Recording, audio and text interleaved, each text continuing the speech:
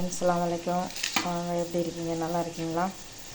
வாங்க மக்ரோனி செய்யலாம். மக்ரோனி கொஞ்சம் பச்சை மிளகா, ரெண்டு ரெண்டு தக்காளி, 2 பச்சை மிளகா, கருவேப்பிலை, கொத்தமல்லி, புதினா, அடுத்தது கொஞ்சம் குழம்பு மிளகாத்தூள், கொஞ்சம் பிரியாணி மசாலா, கொஞ்சம் இஞ்சி பூண்டு, கொஞ்சம் வெங்காயம், ஒரு 2 வெங்காயம் போட்டு வதக்குறேன்.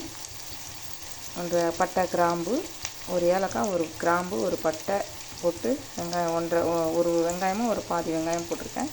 நல்லா வதங்கட்டும். சரிங்களா? நல்லா ஒரு கோல்டு கலரில் வரட்டும். அப்புறம் இஞ்சி பூண்டு போட்டுக்கலாம். நல்லா வெங்காயம் வதங்கட்டும்.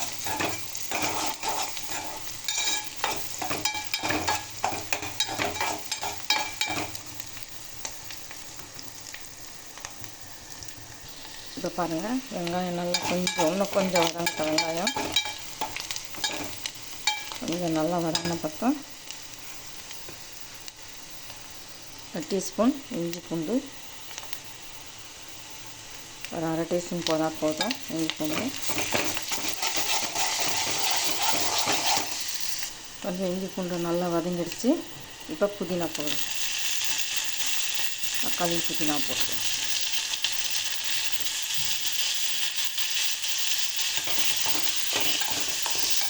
புதினா தக்காளி நல்லா வதங்கட்டும்.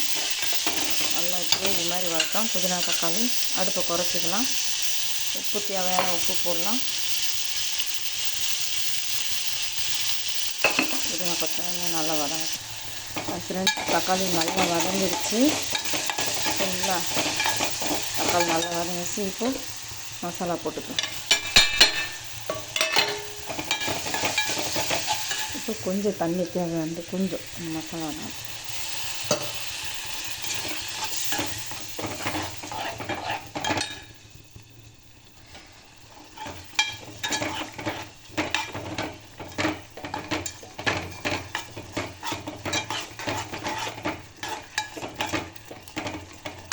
இப்போ தண்ணி தேவையான தண்ணி ஊற்றிக்கலாம்.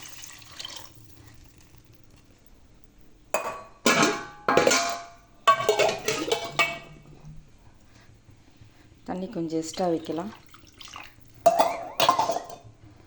இப்போ தான் இந்த வெந்து வர்றதுக்கு சரியாயிடும்.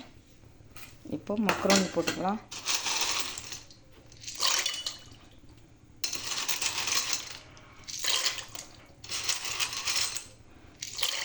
கரெக்டாக இருக்கும்.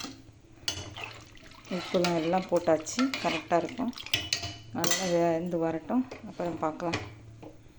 ஹாய் ஃப்ரெண்ட்ஸ், பாருங்கள், இப்போது மக்ரோனி சரியாயிடுச்சு, கரெக்டாக ஆயிடுச்சு. சரிங்களா?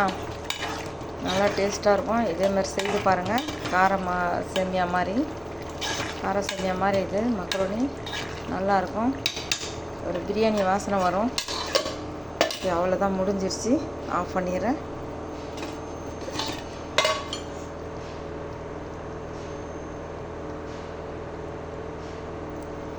வாங்க, ரெடி ஆகிடுச்சு. வாங்க சாப்பிடலாம்.